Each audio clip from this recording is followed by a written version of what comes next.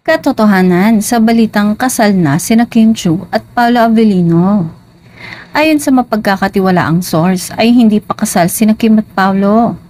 Bagamat matagal nang magkasama at may matibay na relasyon, kamakailan lamang ay inamin ni Kim sa isang interview na hindi pa nila napag-uusapan ang tungkol sa kasal dahil sa ilang mga pagsubok na kanilang kinaharap o sa madaling salita ay may mga commitment pa umano na dapat tapusin.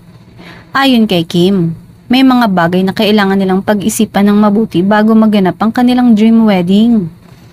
Ipinaaabot din ni Paolo ang kanyang suporta kay Kim at sinabi na hindi sila nagmamadali at nais nilang mangyari ang mga bagay sa tamang panahon.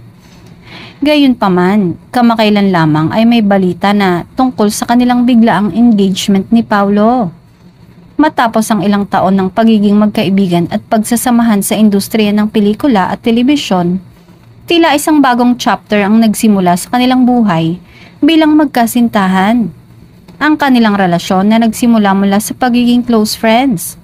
Sa makatuwid, habang hindi pa kasal sina Kim at Paolo, ang kanilang engagement ay isang hakbang patungo sa kanilang pinapangarap na kasal sa hinaharap.